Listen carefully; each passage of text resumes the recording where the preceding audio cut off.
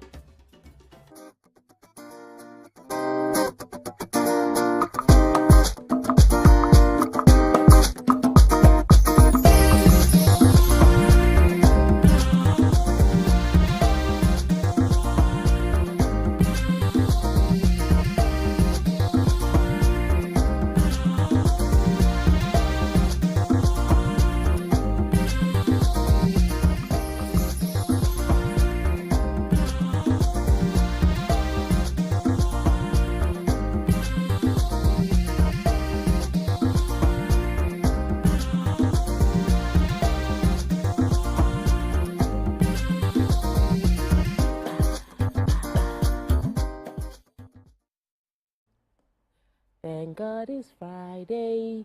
Thank God it's Friday. Welcome to the show. I am Tokwe Marco Dige, and as usual with me, I have my beautiful co-host. All right, Nima, you did not have the time to celebrate our 12-year anniversary with us yesterday. So, but yesterday was such an interesting give us the gist day. of what happened, and then Yes, so yesterday was a Muslim Sisters seminar organized every year by the office of the First Lady of Lagos State, Mrs. Tibijoke Sanwo-Olu. And this is the first time I was a speaker. This year I was a panelist, and all 5 speakers, all 5. I saw your post that they delivered. So when you go to class and your body calm down, and then they gave us a documentary of Mama Muriokola, Feintola Muriokola, Mama Wonu Folami, and Mama. So it was a very Tinubu. informative time. Yeah, they did a documentary, and they're in their 80s. All of these women, 2 of them lawyers. One married to the former Justice Muriokola. One was a justice herself. That's Wonu Folami, and just sat down there. All this, it was like they did this. You were speaking to entire you. Seminar It was for personal. me. I forgot what I came there for. My final session was the last final event on the day.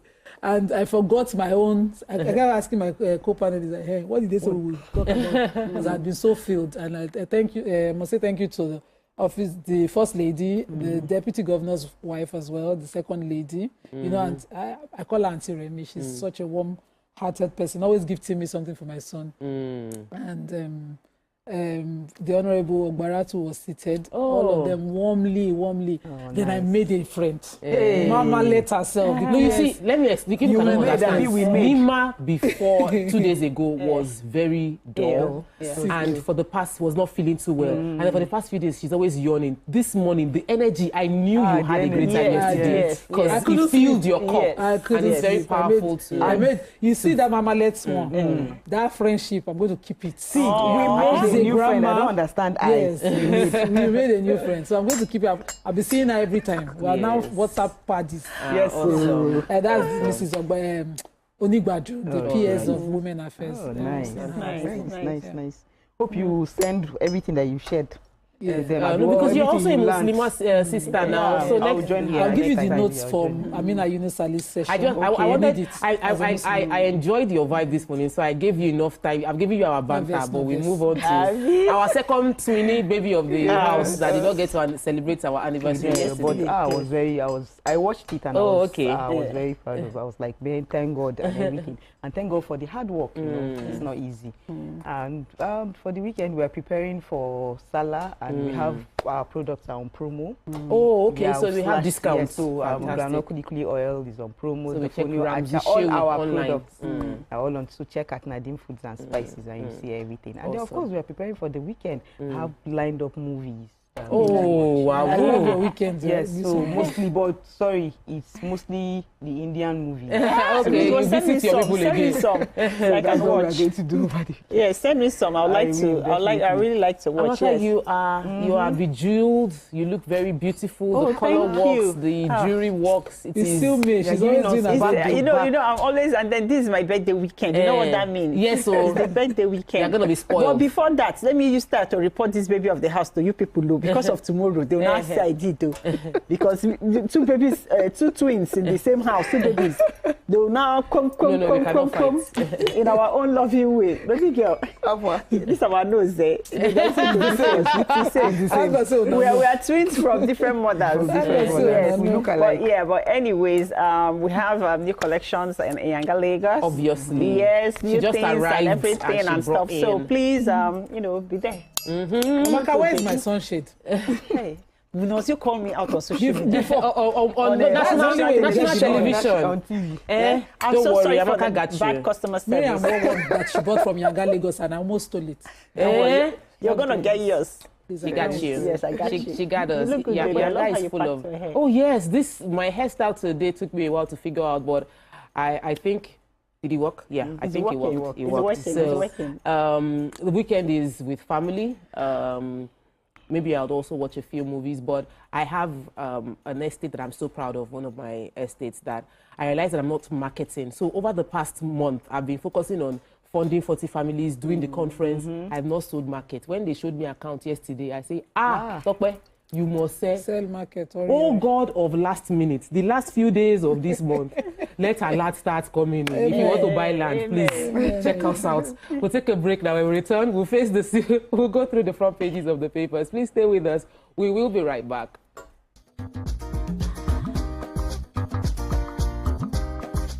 Stay tuned. Your View will be right back.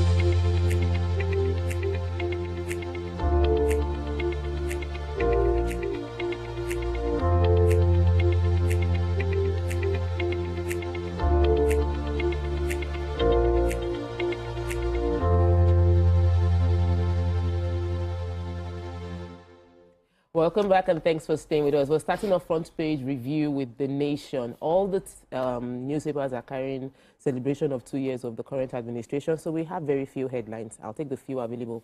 What president should do with economy before 2027? Experts project deliverables in 2 years.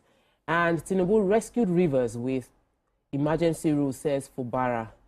I'm sure there are other interesting stories inside that the ladies have picked for themselves, so I'll be waiting. I think somebody has the WAEC apologizes for delayed exams.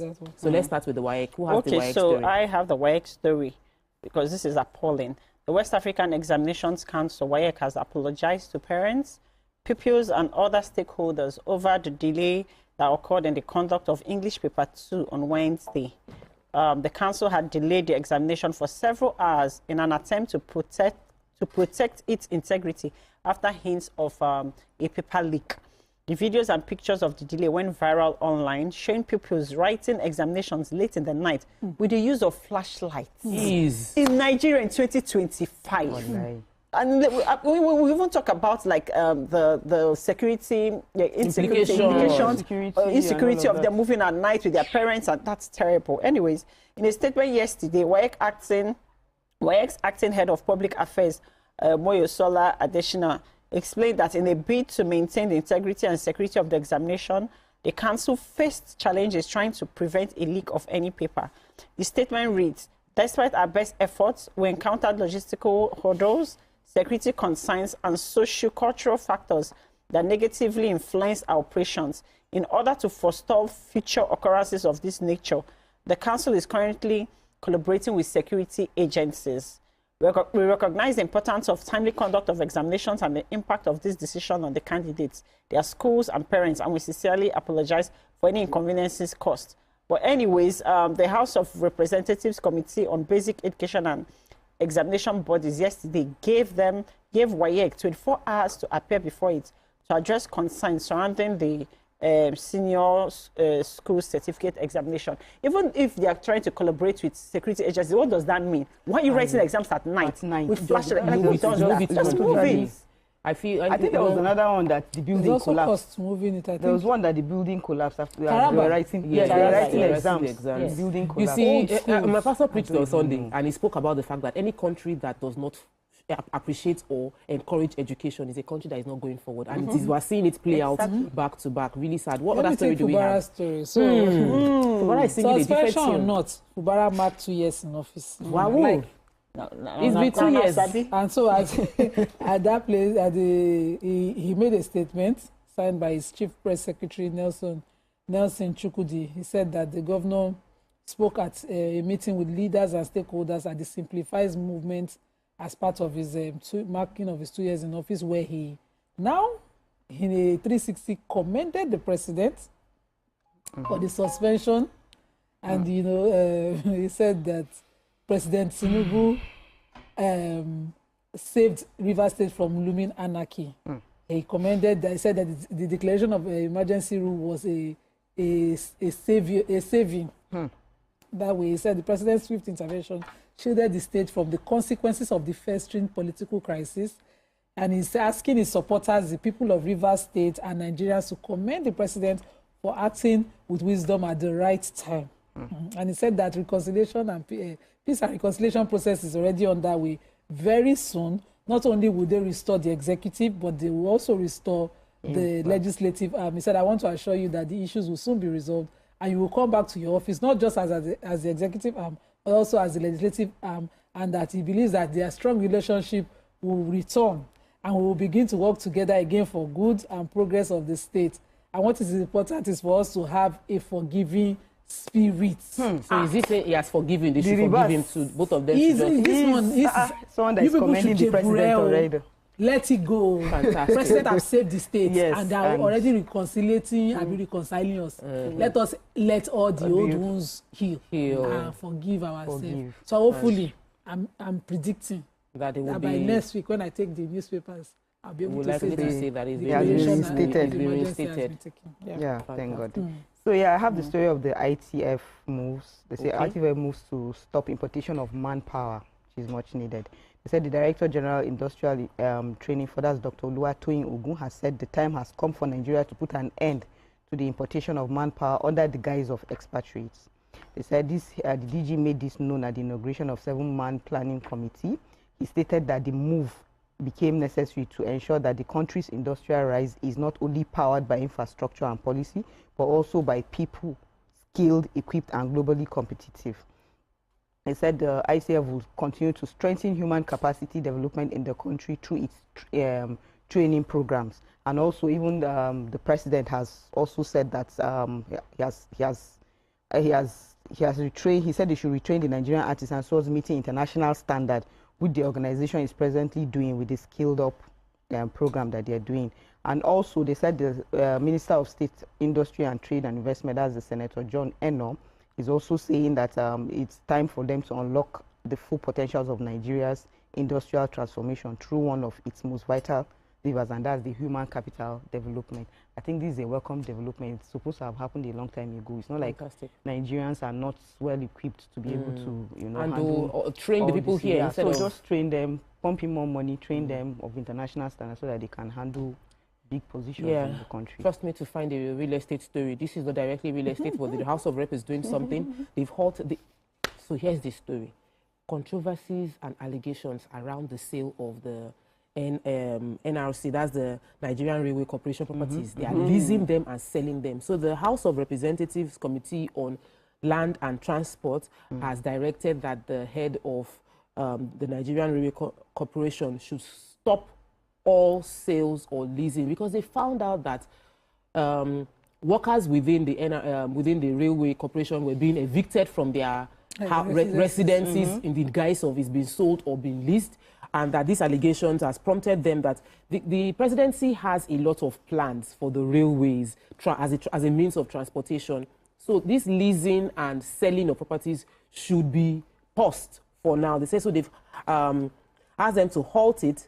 Then they've invited them for questioning, ensuring that after the questioning, because of the allegation that has come out, but we know when they sell things, it is usually inside, or the leasing that is happening is inside. But the fact that pensioners are being of the people now, the pensioners and staff are being sent out of their quarters. So that for me is worrisome, and I'm happy that Blessing Onu, who is Benue, representing APC Benue representative, is the chairman of the House Committee and is brought this situation up. So we'll be waiting to hear details about how this happens. Moving on to Daily Sun, we'll take it after we come back from this short break. Stay with us, we'll be right back.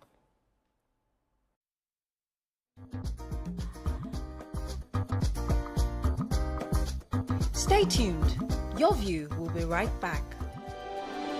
TVC Communications, Nigeria's leading independent broadcast company, has been officially designated as a great place to work. Over the past 3 years, we have transformed our workplace into one which is respectful, caring, rewarding, and provides great benefits to all our 500 employees. We thank our team for giving us the chance to show that partnership between employer and employee really works. TVC Communications, officially designated as a great place to work, and now the only broadcasting and media company not just in Nigeria but throughout continental Africa to be fully certified. TVC Communications, a great Nigerian company, a great Nigerian place to work.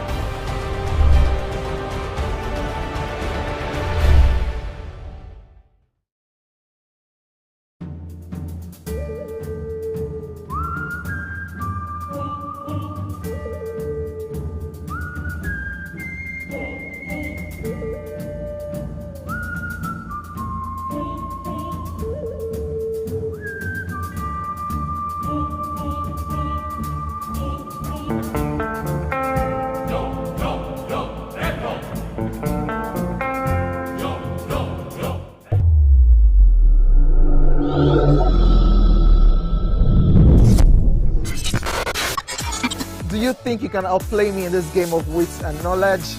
Can you go 7 rounds without flinching? I meant answering 7 questions correctly. How well can you hold your liquor? If you're curious, then join us for the most exciting conversation and games with your favorite celebrities on 7 of 7.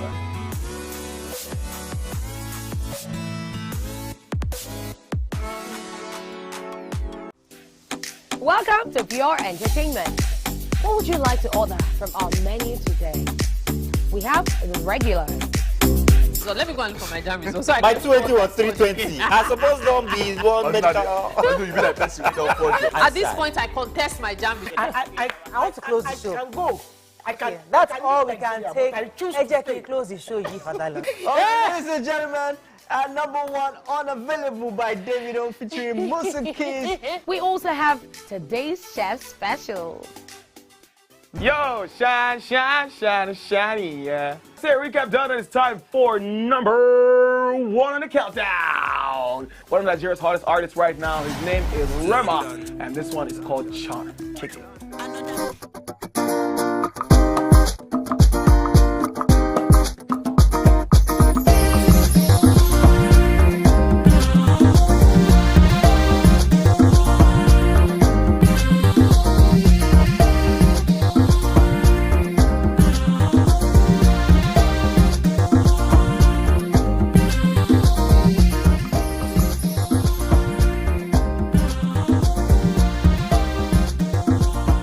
not the highest Welcome court. back, and thanks for staying with us. We're continuing the front page review with the Daily Sun. Nima, kudos and knocks trail Tinubu's second-year anniversary, which was yesterday.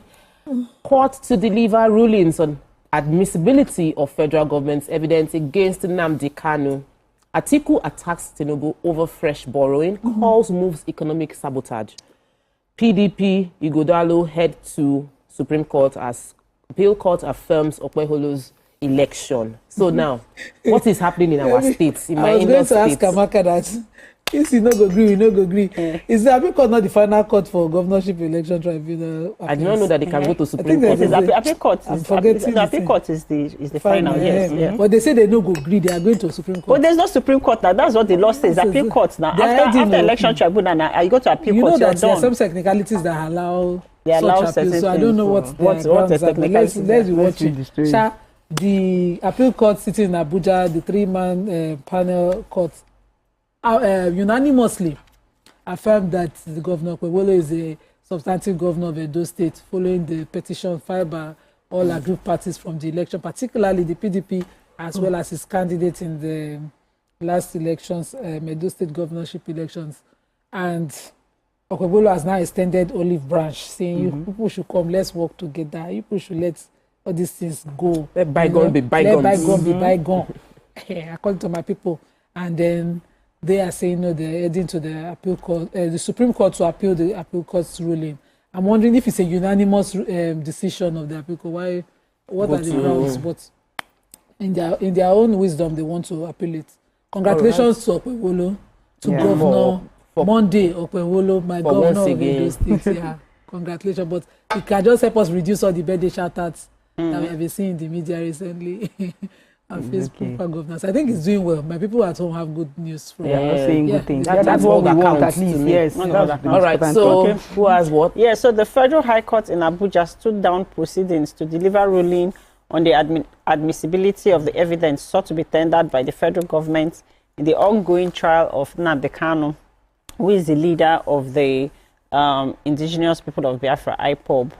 Yes. The Justice James Motosho stood down the matter after the federal government's counsel, Sadi Hassan, and Kanu's lawyer, Barrister Paul Irokoro San, also adopted their written addresses and argued their cases for and against the propriety of the evidence.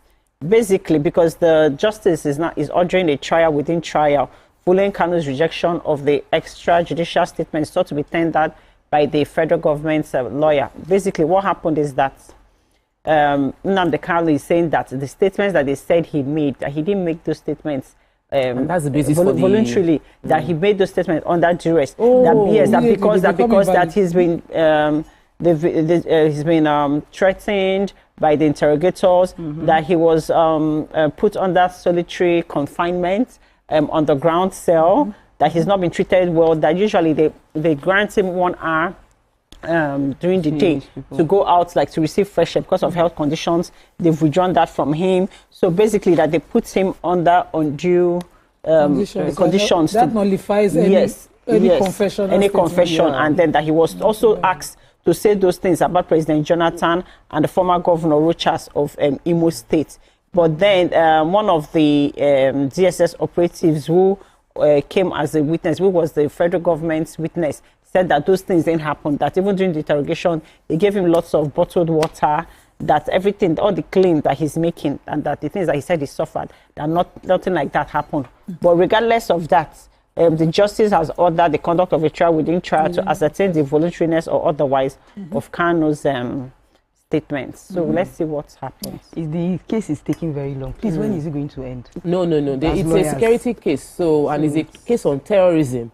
It's not a case that is meant to be a swift case. It might be protracted. Though we're all looking forward to having this just pass. I wanted to take Diri, the governor of Bayelsa State, Duye Diri, has pledged to. There's a young man that died. He's a 26-year-old fresh graduate of the Federal University of Otuoke. He died on the 16th of May. He was shot. According to his families and a few eyewitnesses, they said he was shot by police. But the police are saying that it was caught in cult a cult rivalry battle, and that was how he was shot. Long and short of it is that the governor has pledged to pay compensation to the family, and they pledged to get justice for the family. This is a fresh graduate. It's a really, really sad situation that the law enforcement agencies must be professional. It's sad to hear that this kind of allegation is being levied against the law enforcement agency, but this is not the first time, and we really need to help our police by supporting them with as many trainings as possible, even as we also hold them accountable when they actually are the ones that made that mistake. Okay, so I have the Lassa fever gist. Hey. They said the Nigerian Center for Disease Control and Prevention has reported a total of 366 deaths from Lassa fever and meningitis in the country. They said they confirmed 733 cases out of 5,118 that they had taken, and that the suspected infection across 18 states and 95 local government areas. That's what they are saying. Okay. And they are saying that within the same period, the country recorded 141 deaths. That some people have died because of this this thing. And most affected age group is 21 to 30 years. So let's take note. And they said to coordinate the response, the National Lassa Fever Multi-Partner Multi-Sectorial Incident Management System has been activated at all levels. So now they are making sure that this thing is controlled. And I heard that there's a new species of rats, the white one, that they brought it in. You know, when they are bringing in containers from Chinko people, so they mistakenly sneaked in the one color of the white colored rat, and now it's here, now it's everywhere, and to start carrying his own unique disease. You can imagine it with the black one. If you want to help, you want support. I'm donating cats for free. Donating cats to help you to kill the rats around. We have 4 kittens. Right now. All right, moving on to Vanguard. The only story in the Vanguard right now is the presidency, Atiku, Afenifere, MBF, others clash over Tinubu's midterm report. Some say the economy is biting hard. That's from Afenifere. The first 2 years, a disaster. That's from the Middle Belt Forum. Wabara claims that the economic revival is adding insult to the suffering of Nigerians. Democracy thriving in Nigeria under Tinubu. That's from the presidency. Our policy unstoppable, irreversible. That's from APC. But let's move on to Nigerian Tribune. Major headline, of course, there's the picture story, which is celebrating the governor, is it governor? His Excellency Senator Dr. Abdulaziz Yari Abubakar of Zamfara State. Yeah. No, I'm seeing Marafan Sokoto Shetima. I have a story. Zamfara West Senatorial. It took most of the papers to celebrate the president. I just want his people to know that is what he spends money on. So at this Nigerian time. police, well done. Sorry, the Nigerian Immigration Service, well done. Okay. They were able to nab this wanted ritualist from Enugu. Oh, the one that went viral. Yes, the one had been sending. So I've been following the story. So they found him at the Seme border trying to cross and escape. His name is Obi Levi Obieze, and he's popularly known as Levi Obu Onyeka. And he was immediately nabbed for involvement in abductions, kidnapping, and ritual killings.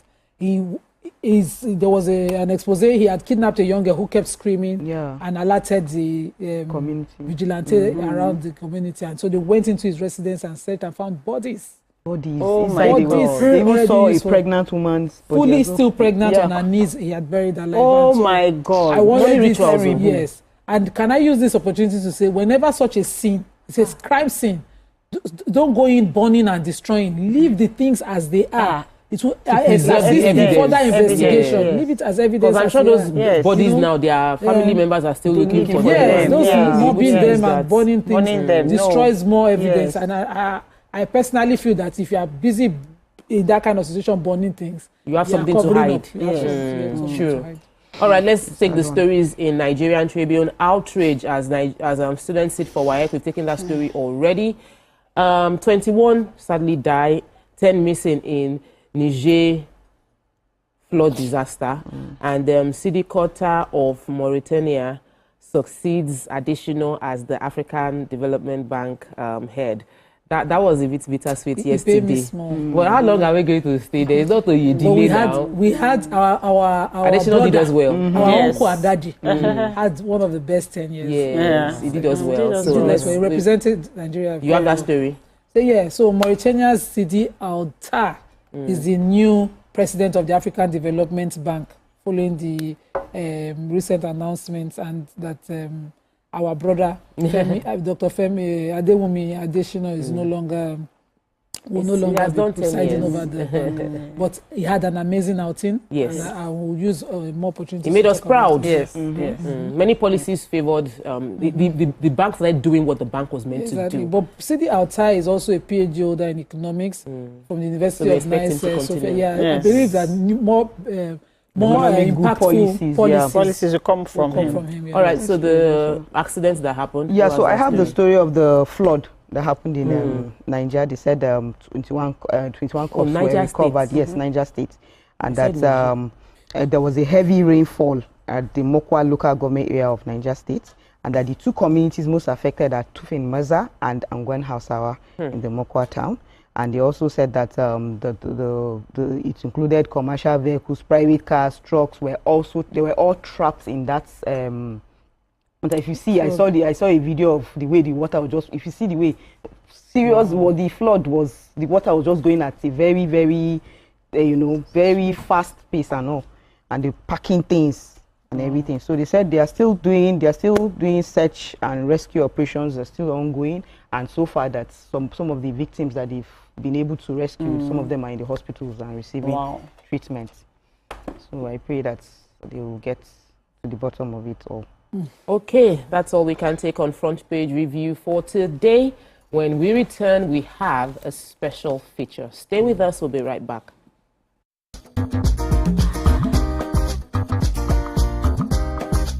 Stay tuned. Your View will be right back. Welcome to Pure Entertainment. What would you like to order from our menu today? We have the regulars. So let me go and look for my jam results. My 220 was 320. I suppose don't be one medical. At this point, I contest my jam results. I want to close the show. I can go.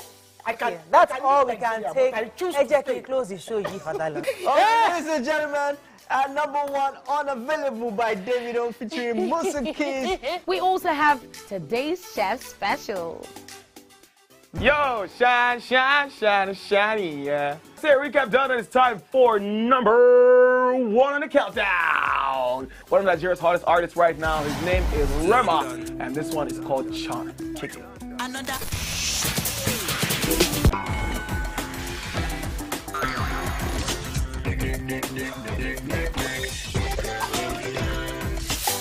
For dessert and a bit of nightcap, we have the nighttime and online specials. I want to start the gym, yeah? But do you know one thing that's actually keeping me back? You should start the gym, though. You're getting fat. Cricket. She says she does pole dancing to empower women. What's the difference? There's a difference. That's what I'm saying. So pole dancer, you're already almost naked. You're already almost naked. No, it's the empowerment for me. Sex can make your relationship better. No. Sex can never be overrated. It is needed. Especially when it's good sex, too. Almost every guy has been with somebody's girlfriend. But they are for all of us now. This is. That's why you're still single. I would not agree or disagree with that because I don't want to get into trouble. I have a home to go to. Your next question. Oh, you ready to fail? Who is the better Jesus? What is his name? That woman. Bam! Bam! Yeah, today we'll go here. Hey! Let's catch up now. I'm sure we've been able to satisfy your cravings, yeah? Stay good. Entertainment with Pure Entertainment.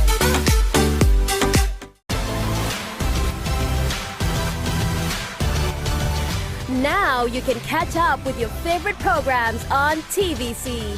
Log on to www.youtube.com/TVC Entertainment. Join the fun.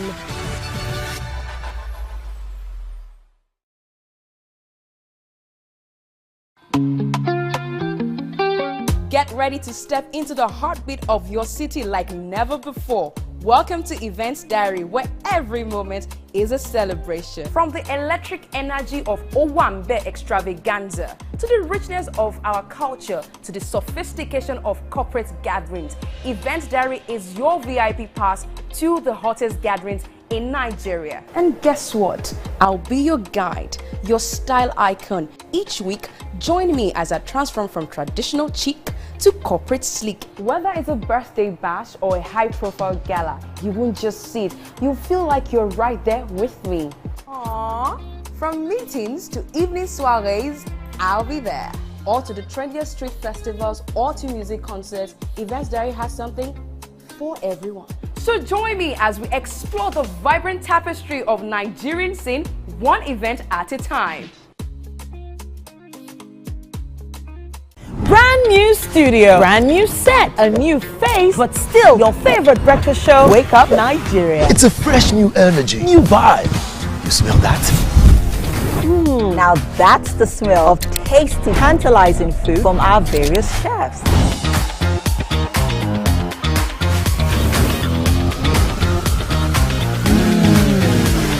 And when it comes to sports updates with insightful analysis, the place you want to be is Wake Up Nigeria. That's right. Every second there's a fresh occurrence, and every minute there's a story to tell. Keep abreast of happening locally and internationally via the news updates of Wake Up Nigeria. It's light camera fashion, where we strut, slay, and sachet and keep you updated with all the latest fashion trends. Level up your morning. Watch Wake Up Nigeria, where every morning begins with a spark.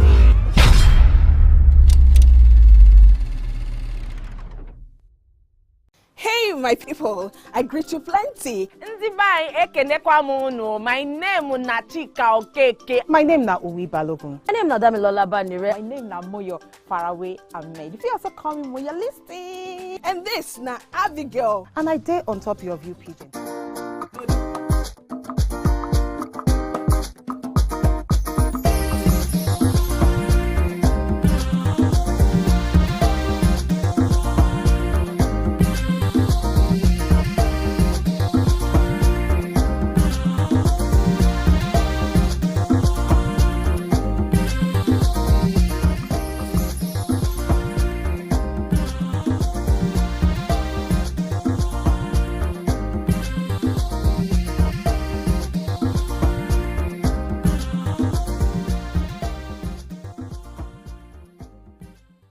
Welcome back and thanks for staying with us. Previously on this platform, we introduced viewers to Metro Smart City. It is back in focus. Today, we continue the conversation, and joining us to share deeper insights into this groundbreaking project is the Head of Sales and Marketing of Metro Speed Group, Emike Ntoikit. Did I do that well? It's your kit. You tried it. Yes, a strategic leader with hands-on experience in and expertise in property development and sustainable innovation. She's here to give us fresh insights to what makes Metro Smart City a landmark project to watch out for. So that's what they want to know. What makes Metro Smart City a landmark project to watch out for? Just imagine that somebody is hearing about it for the first time. Give us details. Okay, so I'd say thank you once again for having me back on this really beautiful set. Metro Smart City basically got its inspiration, from wanting to provide sustainable modern living, like it should be. We cannot talk about our inspiration without taking a look at the states we are, which is Lagos State. Lagos State already has the blueprint of basically transforming into being a smart city. So it just says that for any serious-minded developer, whatever you're developing should tow that same vision. Yeah. So we took a step back and we looked at what the seeming challenges, I like to call them challenges, were as it is. Top on this list would be housing deficits, right? At the moment, we are estimated, it's arguably, we're estimated to be about 17 million people in Lagos State alone. The United Nations has predicted that by 2030, which is about 5 years to come, that number should have gone as high as 27 to 30 million. Now, so when I hear people say, oh, we have enough developments, we have enough houses, I tend to tell them that no, we do not, because we already have a housing deficit as it is. I was reading recently that the Federal Executive Council had to approve about 250 billion naira, just to address this. So there's the need for sustainable development as it is. But beyond that, the yes, we have the beauty of Lagos transforming into this really lovely place, but there are certain challenges that plague the real estate industry that we've taken a look at and we've said we can address them. Things as simple as security, power, even clean water. We are facing flooding issues from ineffective drainages and all of that. Those are things we took a step back and we said, look, we can not just provide developments, but we can do it better. I mean, at the end of the day, we shouldn't have to travel out of the country, you know, to have very good style of living, more like. So, in a nutshell, what we did at Metro Smart City was we saw a gap that needed filling, right? I'm sure we've seen a lot of the videos that have gone around. The real estate industry has come under quite a lot of heavy attacks recently, and rightly so, you know, because developers these days are really not delivering on sustainable living like it should be, you know. So that's what we are here to change at Metro Smart City. It's a 97-hectare beautiful lagoon oasis. Wow. It's a mixed-use plan, which means it's going to have both the commercial and residential sector. You know, what that does for us is just imagine an exclusive ecosystem, you know, that gives you the quality of life we should have. You know, there's the clean living that comes from smart home technologies, and then you marry that with the beautiful landscapes we would have from our commercial sectors, you know. So we're not just here to build spaces. We're here to change the status quo when we talk about housing. Okay, it sounds really nice and, you know, but a lot of people are questioning that with a project of this scale, that what is it realistic with today's economy in Nigeria? That's a very valid concern, to be honest. And I'd say it has never been more realistic. The reason I say that is, if you take a look at the Naira-dollar valuation, this is the best time to key in into such projects, really, and for us to execute such projects. I mean, for investors who decide to come on board. But most importantly, Metro Smart City is backed by thorough feasibility studies. So we didn't just wake up one morning and say, okay, we want to do this, and then we jumped right into it. So we've gone through a lot of background studies. We've also ensured that we've implemented strategic processes to execute. Lastly on this list, I think I would say is our high investor backing. So when I talk about making sure that we've gone into strategic development phases, structured phases, we started these projects last year, October, that's 2024. Now, due to the environment where it's situated, there's a high water table content. So we find ourselves reclaiming. So we started reclamation last year. We're almost at 20 hectares now. But most importantly, what we've done to ensure that structured phasing is to break it into two. So the first phase of about 48 hectares will be completed October this year. We move to the second phase, completed October next year. This ensures that we are not piling on too much at once. It also ensures that we can track our progress real time. We've also made sure that we have a very clear reporting governance system in place, which makes us basically answerable to our investors. You know, so this and many more are what, you know, I can say would help with the reality. Our approach is very simple. It is smart, it is strategic, it is sustainable. When you just mentioned the smart thing, I just imagine myself. You know, you built one close to the coastal area. I'm just in my boat and I'll just drive. I'm just come back from work and I'll just drive under my garage. You know, and then I have my car too. When I want to use the road, I'll just decide. When I wake up one day, I'll just decide, am I going to go by water or by road? I'll just let me enter my boat.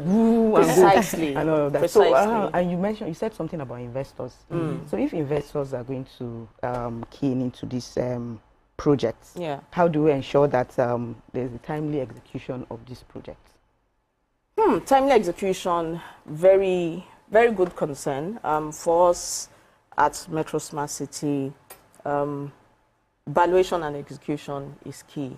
And that's why we've ensured that we've gone into strategic partnerships with the right people. You know, it's one thing to have a vision. It's another thing to give your vision to the right people. So it's like, I decide I want this really pretty dress, and then I sketch it and I take it to a cobbler. You know what I get. You're not getting the dress. So what we've done at MSA, like we like to use the acronym, is to get into bed with the right people. Top for us is our engineering construction partners. The China Civil Engineering Construction Company, CCECC. I believe everyone knows them unless you're living under a rock in Nigeria. Oh, yes. Yes, quality construction. We know that they bring to board a lot of expertise in terms of their technology and their and basically their human capacity. And I mean, you go to the Asian countries, you see what they're doing. So who better to help us actualize this? So it's been strategic partnerships for us. I spoke to our structured phases in terms of our implementations.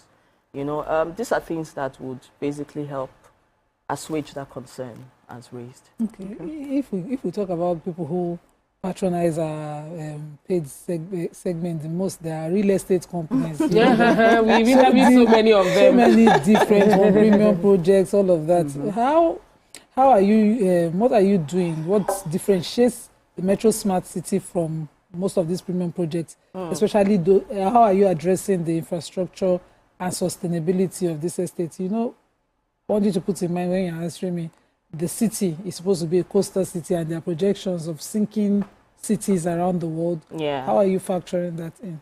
Great question, great question. I remember when we were here the last time, when Colonel was here, that's Colonel Dele Oyefuga. He had started, this question did come up, and he mentioned that we are not in line to go into competition. It's not about who has the best structure or not. We're here to give our quota as it is. And we've done this with our approach. And so let me go beyond perception and delve straight into it on what makes us, we would like to say what makes us unique from other property developers you might have come in contact with. Top on that list is our location. So we are strategically located at the Lekki Phase 1 axis, which means it is premium land we are tapping into. So no, we are not taking it to the new airport side. So it's strategic. No. It's very strategic location. It's just off Freedom Way, where it's to be known as the new Lagoon District. Secondly, what we've done, you know, it's a smart city, and a lot of our processes have been tailored to smart solutions. We also then took a look at people accessing. You know, when I talk to people, I always say I'm a bit concerned because I see premium properties, right? I won't call names. And there's just one exit and entry point, in and out. And I always ask, what happens when there's an emergency? It's going to be chaotic, you know, having to process everyone. So we took a step back and we said, okay, let's make ours, you know, better than what is obtainable generally. And then we came up with the second entry point. So we have a second point that will take you from your Sapa axis, which is very strategic. So if you find yourself in the Ajah Chevron side, you really do not have to drive all the way to Lekki Phase 1 to access your property within the city. You can do that from your Sapa axis. And if you are within the Ikoyi VI side, you can easily do that. So that's smarter people accessing. It just cuts across the regional road, currently under construction. So that's also prime valuation for you. Another strategic reason that we stand out is our smart integrated infrastructures. So most estates will say, oh, yes, I have water, I have lights, I have Internet of Things, right? But what we've then said is we can improve on what we already have. So if you look at power, for example, we've decided to be self-sustaining and generate our power. Yes. So we're not too worried about the grid collapsing every 5 market days. Yes. So we will generate our power, sustainable energy. We're also looking at high integrated networking systems. We're looking at CCTV surveillance systems around the city because security is a huge concern. We want you to be able, just like you stated, we want you to be able to come out of your home at 2, 3 a.m. and not be scared that you'll be mugged. You know, and that's from the confidence of knowing that there's a security system constantly watching 24/7. So we look at a lot of these things. Like you stated, we are going to have the jetty access. So for our boat owners, our boat lovers, jet ski lovers, we are there to cater. Yes. Okay, so let me ask you our final question, that for potential investors who would like to, who are watching right now and they want to get in touch with Metro City, Smart City, how do they go about it? Great. So before I touch on how you get in touch with us, there's a quick point I'd just like to put out. So one bit that stands the city out is our reclamation strategy. Okay. We've called it the 100-year risk assessment strategy. What does it mean? Normally, there's a global standard when you're claiming land that it has to be 1.8 meters above water level. What we've done is to ensure that we've gone as high as 2.3 meters. Now, what does that say to the layman? It says that your property is valued for the next 100 years. I know I won't be here for 100 years. I don't think anyone will. But then what it translates to is you're securing a property that basically outlives your generation, and it's a legacy you are laying down.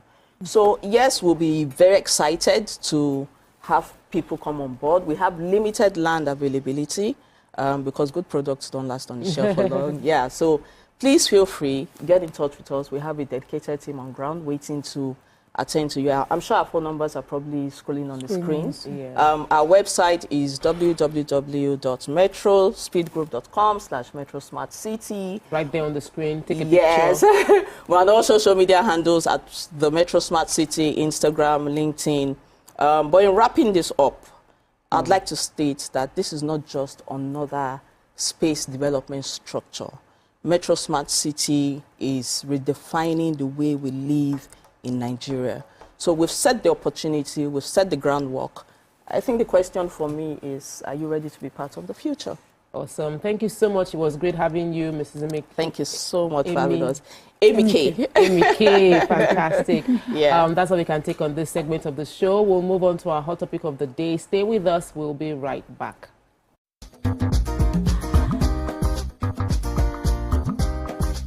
Stay tuned. Your view will be right back.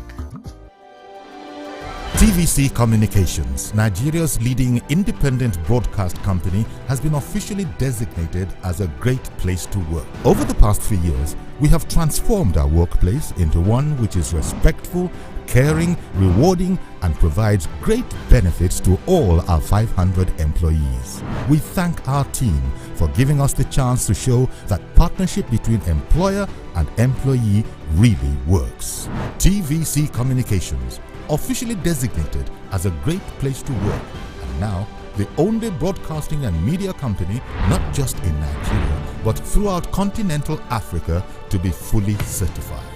TVC Communications, a great Nigerian company, a great Nigerian place to work.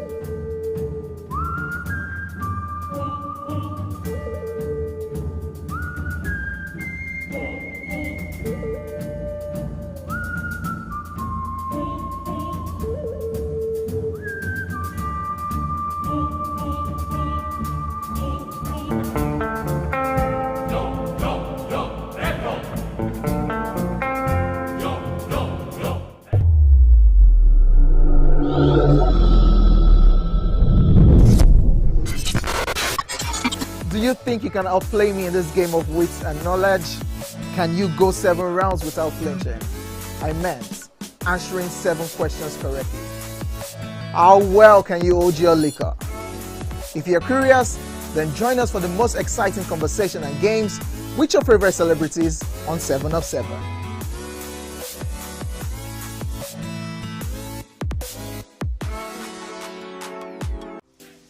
Welcome to Pure Entertainment.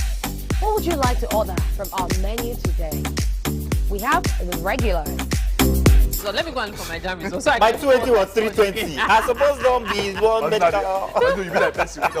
At this point, I contest my jam result. I want to close the show. I can go. I can. That's all we can take. Ejek can close the show here for that long. Ladies and gentlemen, number one unavailable by Davido featuring Musa Keys. We also have today's chef special. Yo, shine, shine, shine, shiny, yeah. Say recap done, and it's time for number one on the countdown. One of Nigeria's hottest artists right now, his name is Rema, and this one is called Charm. Kick it.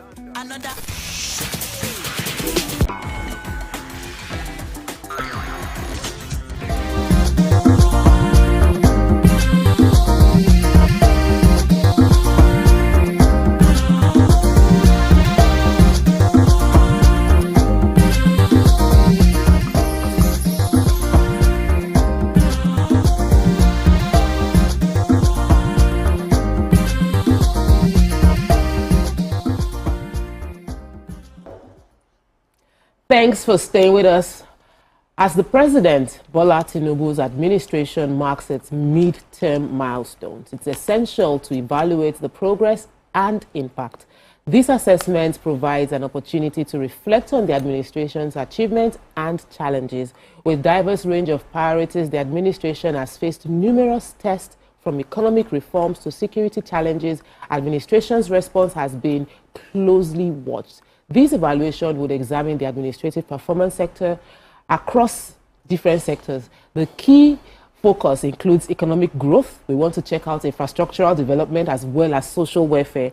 We also want to overlook the administration's commitment to transparency and accountability. We'll be assessing that as well. Additionally, the impact of policies on the average Nigerian will be considered. This midterm assessment is to provide a comprehensive overview of the administration's progress. So to join us in the studio to delve into our midterm assessment of the President is the Special Advisor to the President on Policy Communication, Honorable Daniel Bola. So, happy second anniversary to this administration. Thank you. And thank you for joining us. This is a conversation that is extremely important. There, you know, they say when something faces the front to one person, it is the back to another person. Correct. But it's important to have someone who can give us a 360 view of what is going on. You can join the conversation because we would like to, I'm sure you would have questions for him. I would like to hear from you. Call us on 020-163-52013, or you can call us on 090-2416-3440. Tweet to us live on x.com, #YourFieldTVC, so we can hear from you. We're also streaming on YouTube right now. First question that many people would have on their mind is that what has worked really? In the government, right? Yes, there's the, you know, because everybody's looking at the economic impact on their account. Right. And the question is, what exactly has worked? Right. What has worked concerning economy specifically, because that is what is affecting everybody most, their account balance, dollar, all of that. Can you help us analyze what exactly you feel in this administration factually has worked? So thank you for having me, and it's a nice being in your program this morning. A lot of factors are involved, but from the side of the federal government, I would readily say the first thing that has happened is that we have been able to drive this idea of increased revenue to the states of the federation, because the component called Nigeria consists of the states and then the federal government. And of course, the people who are directly impacted by either positive or negative policy of the government are in their local, in our locality, in the local government, in the states. They are where you have the real Nigeria, you know, whether you are talking of the impact of security or economy. So what has happened is that the president took a decision that now provided, to a large extent, enormous resources at the local level where the people can be impacted. So what we are doing is federal government is collaborating with the states to ensure that the same deliverables that we see from the federal government is directly translated into the daily lives of the people at the local level. For example, people who are battling with maybe childbirth, medical conditions at the local level. We are hoping that governors will be able to trickle down, in this case, local government administrators, because we have brought up local government chairman, because we have local government autonomy. where you have dispensaries, the local hospitals to take care of this. The insecurity situation we find in different parts of the country, what has happened is that resources are now deployed to the state and then to the local government so that the critical cause of the problem, insecurity, lack of jobs, problem relating to the economic affairs of the common man at the local level will now be dealt with. And this is our belief, that when you take the resource, because everybody can't come to Abuja, people who work in government at the federal level are very few. The Nigerian people are in the local level. And so that's what the president has done, and we believe that resources are deployed to those states. I think the conversation should also be about what are the governors also doing with the resources in the state to ensure that it is trickled down. At the general level, Nigerian economy, when we came, was in what, if you like, you can call it intensive care unit. The president took it to the surgery room, performed a successful surgery. This is what the economists will tell you by dealing with the fundamentals of the economy. In fact, World Bank came only 2 weeks ago, and they said that the administration of the president placed the economy in a modest growth. So the economy at the moment has been moved away from the intensive care unit to the recovery room, otherwise the medical people will call it convalescent stage, where the economy is now beginning to recover so that we can have the full-fledged of the impact of the economy on the general life of the Nigerian people. This is one of the many, but this is fundamentally what has happened. Okay, let me take it from the poverty alleviation side of things, because I remember that we complained about, the poverty index increasing under President Buhari, and then they came in as a party and had a plan on how they would alleviate poverty, and the impact of that cannot really be seen. So how impactful, this surgery, these laudable plans that you just mentioned, have you been able to access the impact of it? How many lives have changed? How has it impacted? So, for example, if we look at education, we can say at the moment, even though we all know that when you're carrying out a reform, you have to give it a time. But then we also believe that there are things you can point at in the immediate. And this is what we can say today we have been able to, steer. One is that we can tell that over 300,000 Nigerians who are going to the universities have benefited from the government funding where they can fund their education. Direct cost of fees and then cost of living. Hoping that in the coming day we expand that, right? We will even expand beyond the government schools into private schools as well. With respect to probably poverty, we know that we've introduced rice policy that is affecting the entire states of the federation. So we're also hoping that the judicious use of this policy of the government will be administered by the state governors, and then you trickle down to the people at the local level. Job creation fundamentally is a product of a lot of factors. But the one factor that we will all have to agree is that you have to allow the economy to be stimulated. So what is government effort? What is the government making or doing to steer that? I know that there are lots of policies of government that provide the platform for private sector to thrive.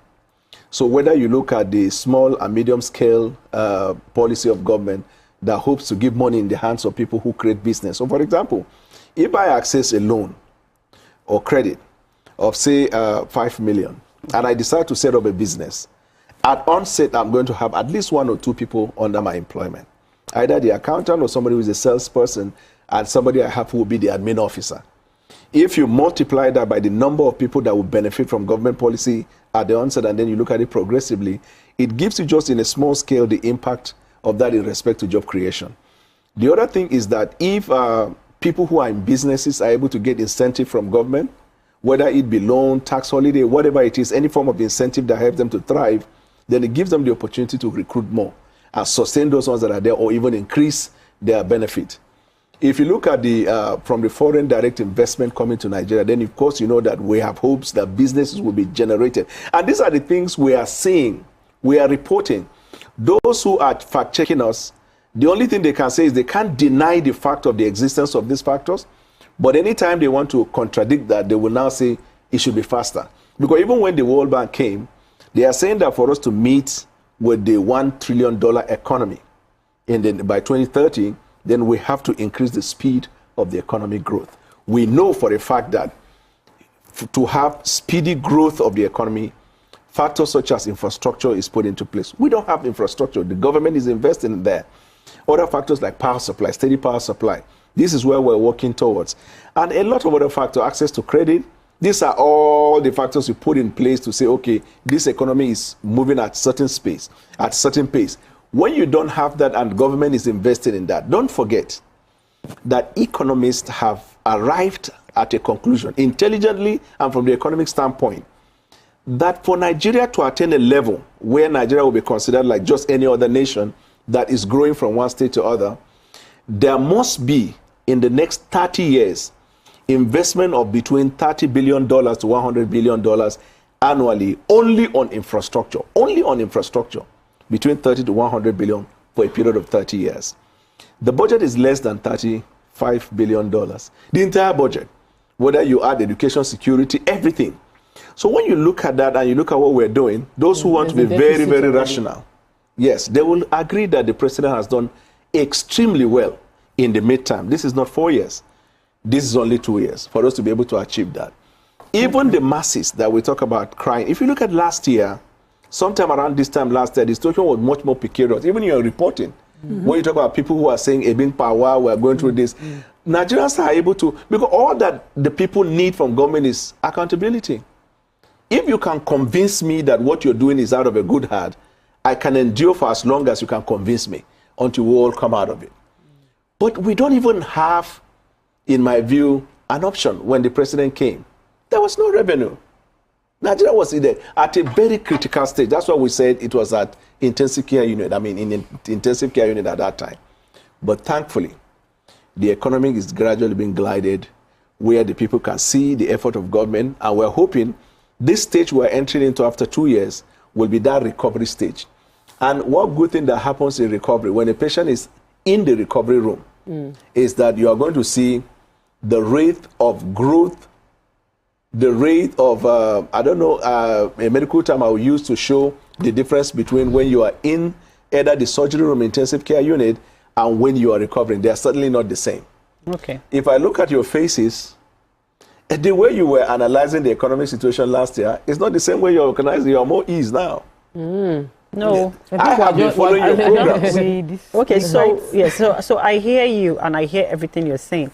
But then we can't forget the fact that within the past 2 years, so many businesses have suffered due to the exchange rate. And you're saying that we are going into the recovery room. Is this exchange rate going to be recovered? Okay, we're already in recovery room. So what's happening with the exchange rate? Because people can't do businesses. So many, even though we're saying that we want to start manufacturing and doing our productions in Nigeria, so many raw materials are still brought from outside the country. So without exchange rate, so many businesses have shut down. So many businesses are struggling. What's going on with that? Can you educate us on because this is the highest we can't deal. Yeah. So what we do is to boost production, because that's the only way Forex can come in. It won't come through fasting and prayers. It will come through praise and worship. You praise and worship to prepare yourself. But after that, you put in works to make sure that our people have access to means of production, but also are able to work. And if you look at our economy, certain things, there was a time the complaint was that foreign companies were folding up and leaving Nigeria, and that's why we're no longer having foreign exchange. But later it is discovered that some of these companies that were leaving is because the president came and said, we'll play by the rules. They were enjoying free tax. There are certain basic principles of grant that they were bypassing, and the government obliged them because, quote unquote, they are foreign organizations in Nigeria. As they go, we don't hear that they even thrive in their countries either. So take, for example, if you look at an oil company that left Nigeria back to its home country, try to do a little research about what they are doing in their country. Because wherever you go, you must compete. That's the whole idea of a free market economy. You must compete. We must not give you advantage over others. Market dominance at the peripheral stage, it will look like it is good. But the downside of it is that you are able to stifle others who can't compete. The environment must be competitive for competition. So if we, as the government is like small and medium scale, is still part of means of production. People who are in the manufacturing, people who are in probably industrialists, if you do a little bit of research, you will see the way they benefit from government. But the Forex regime of yesterday, just like the oil regime of yesterday, subsidy, it was not actually benefiting the people, but just a few people. A few people. So even the narrative created in the space is that we prefer where we were before than where we are. But what you don't know is for every dollar that Mr. A accesses for a certain amount, there is extra dollar that the federal government subsidizes for that. Those dollars that would have been subsidizing for are the things we are now putting into the critical area where everybody will be affected. Ramatu, I'm going to come to you, but yes. You see, what you just explained is something I've discussed on the show from the angle of the government could not deal with the corruption within and the lack of, and decided to throw it open to everybody, because it's one of the reasons there was corruption in the oil sector, and so rather than dealing with the corruption in the oil sector, the government said free market. There was corruption in the management of forex. The government said, okay, we cannot deal with this corruption, free it. In freeing these two things, the people had to pay more, were paying more for oil, were paying more for dollar. And those two things, I would like to the IMF, I read IMF's report that the economy is on the right trajectory, but the Nigerian population, the regular average Nigerian, isn't feeling like we are on the right trajectory. For the average Nigerian, they're looking at it and wondering, okay, when are we going to get back to dollar at least 500 or 700? You know, so is there any plan? Is the plan taking us there? And what else is going to give for us to arrive there? So the plan is already working. If you recall, at some point, a dollar went for as much as 1,800 to 1,900. But over the last 3 to 6 months, at least there is stability in the sense that the oscillation of the money is still within the range of, let's say, 10 naira. Either 160 or 150, 165 or 155. And this is driven by economic indices. And this is a more realistic economic growth than a wonder that somebody will promise you, you wake up in the next morning, dollar is going for 800. You know it's an artificial growth. One thing about artificial growth is that it is not sustainable and it doesn't last. Then with respect to when are we going to come back to when a dollar will go for, say, 700 or 800, it's possible, but it takes a lot of factors. Like we talk about production, competition in the market as well, because you made the point, in those days, certain people were benefiting, now free the market. You see, the president was once asked in the last media parley, I think somebody saying, when are we going to have, I think it's BKO, he said, because people hold items, so when are we going to have price control? You see, price control is not consistent with free market economy. The president said, no, I will never enforce price control in my government. He said, let there be enough supply and demand, market forces will play, competition. Look at the oil. There was a time a liter of oil was going for a certain amount, then Dangote came on board, other people are now getting enabling environment, the oil is going down. And you can see that most likely, we don't know, but most likely it might come down to as much as 700 or less. But you have to look at two factors, time, ensure that the people play by the rules, and then the third one, encourage people to participate in the economy. Well, I'm still going to jump at you from another area, but you did not add the CNG. That's the impact of CNG is still on the people don't talk about it enough. I use a CNG car, and if I tell you the number of hours I have to queue at some of the stations where we get, a lot of Nigerians are already on that platform. It should have impacted dropping prices for transportation. But so we need more investors in that field. When you have probably few people, because it's a new initiative, you know, departure from energy to alternative source, more people will come in to play. It's just like when Nitel, when we introduced GSM to Nigeria, when it was one company, I remember I bought SIM card for 32,000. 40,000. 40,000. Then you have more people coming in, and then at some point they will even give you SIM card free and give you chocolate. They say, I will make you. Once the market, you create the government can only create an enabling environment. In a free market economy, government does not determine. Government just set the rule. The market forces will determine how the economy grows. And we see excitement in that. I want to announce to our audience that we will be taking a break off TVC News because the Honorable Minister for Education, Dr. Maruf Alausa, is having a press conference on technical and vocational education training, which is already ongoing right now. So if you are watching us on TVC News, you would need to go on to TVC Entertainment on GOTV or join the live stream, which is going on right now on YouTube, to continue the conversation. We'll continue the conversation. I just wanted you to know that we're going off the TV. You're operating in the spirit. Yes, that we're going off a particular station. This platform has been taken off by the Minister of Education. Yeah, so you made mention of all these praises. You said they're doing extremely well. Wrong, all these praises. If you have a question with the facts I give, you can counter it. Okay. Yes, but it's a fact-based conversation. Okay. You are free to counter it. I'm free to give my opinion, and those who are watching it are free to make their own conclusions. Okay, so in the boosting of production, because I'm into production and I know where I have issues. Right. For example, like accessing loans, right, the money and everything. We know that BOI cannot give everybody money, right? So we need to involve other institutions, which are our banks. Right. And we all know that the interest rate from banks is very, very high. Yeah. So how will an economy grow when the interest rate from the banks that can reach the the small majority with that kind of rate? How do we grow in that kind of with that kind of interest rate? That's number one. Right. And then secondly, let me allow you to answer this question because I have another question. I honestly share your sentiment, because when we engage with Nigerians, we hear the same. You know, that it is like the bank operate as though they are alpha and omega. And even though it's a free market economy where we can't control their operations, but then also bank need to do more. Because bank, they don't provide enough facilities.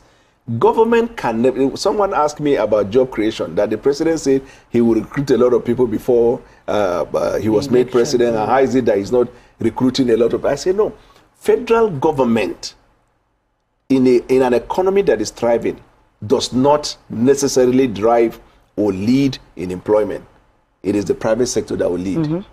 Private sector will bring economic activities that will create jobs.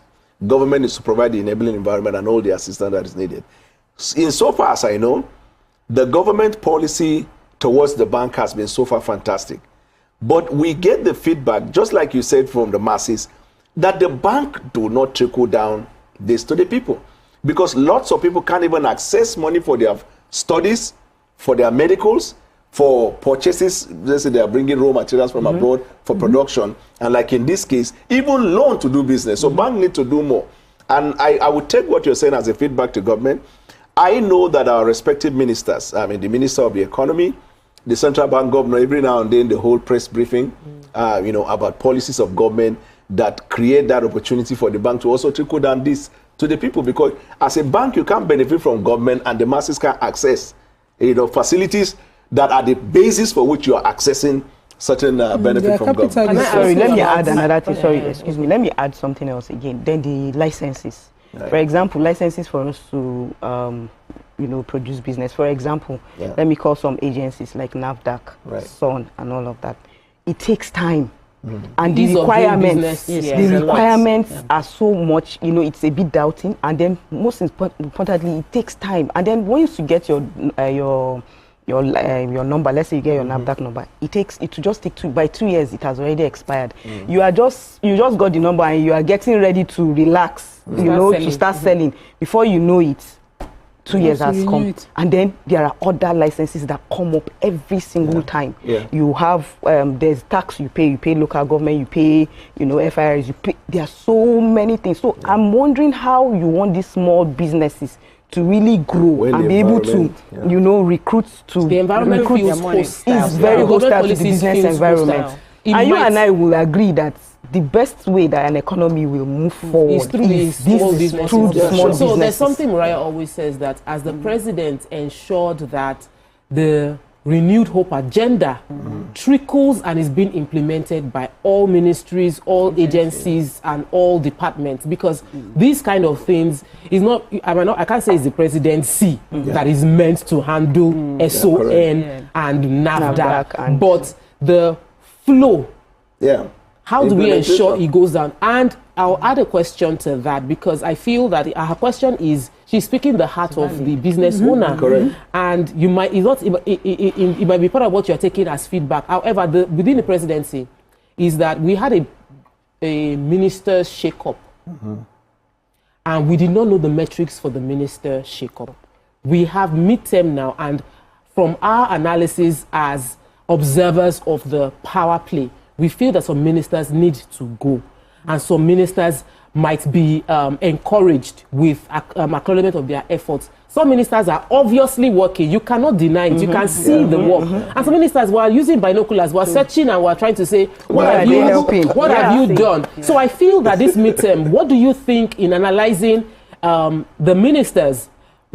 What should we be expecting from this administration, and can they be public with the metrics for judging the ministers, because it's very important. Your point, supporting her point, clearly plays into why the president introduced the KPI for ministers and their departments.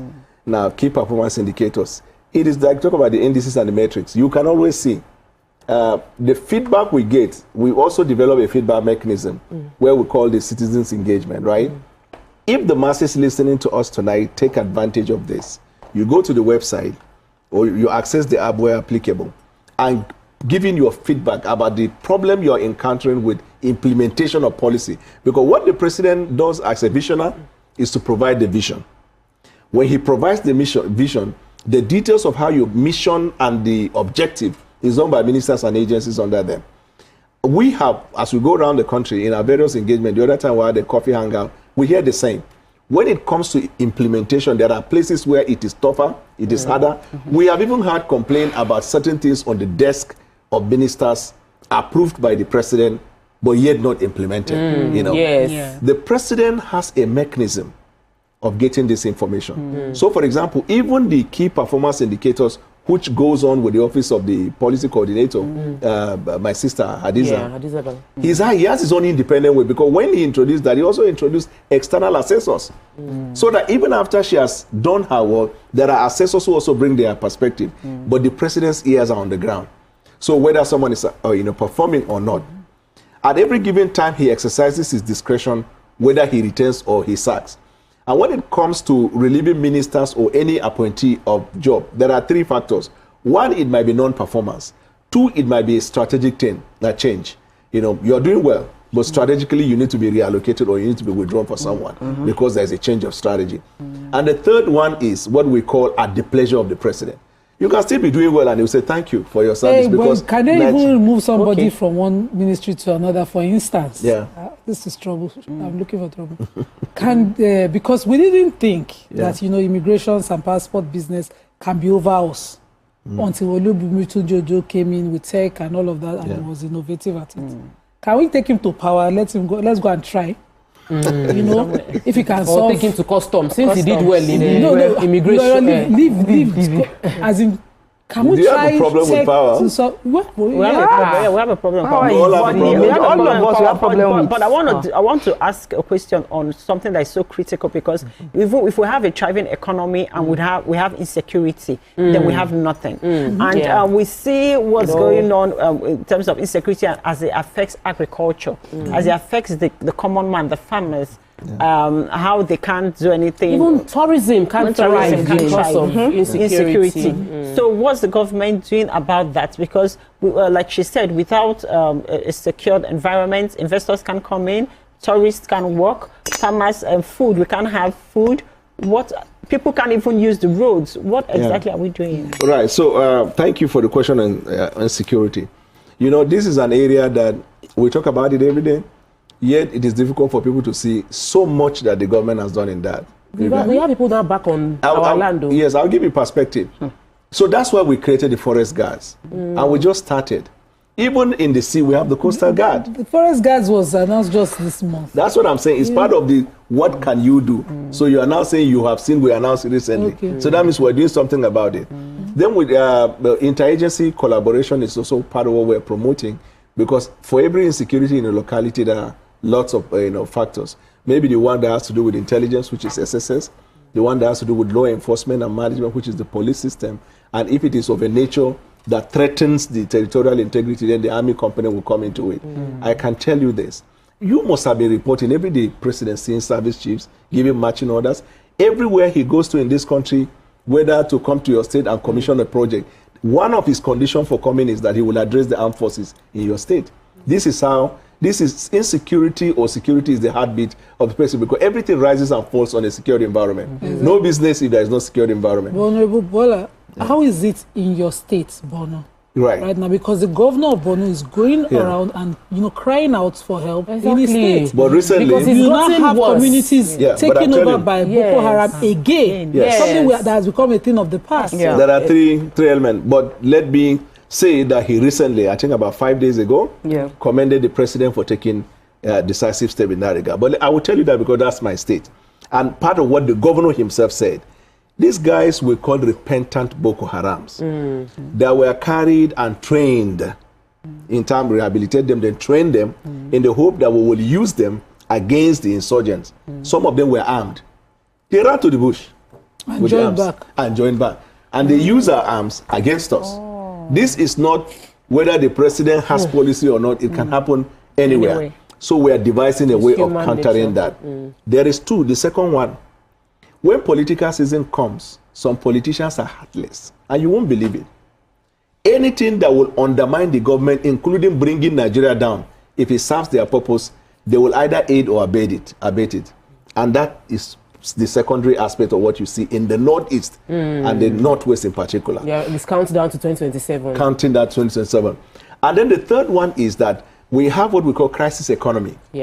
People do it for business. We create problem, we get paid, we are given paid to manage the problem, and we are paid also to ensure that the problem ends. And just like when it happened with these people from Russia, they call these soldiers you bring in mercenaries. They say for every city they go to, they will end the immediate problem and create another one because they have to stay in the job. So whether banditry, kidnapping, insurgency, so that crisis economy has also added. So we have three layers. The good thing that I will report to Nigerians is that we are making the necessary progress and we're reporting that to the Nigerian people. All right, let me take this call. Mr. Yakub, it's been a long time. Welcome to the show. Are you still there? Yeah, thank you. I'm there. Good morning, Mahadiji. Good morning. And good morning, Mr. Bola, and then the rest team in the studio. Sister Nima, good morning. Sister Tokwe, I think, please give me a little bit, some minutes. Because I have to deal with some certain issues, especially two issues. One is about the CNG.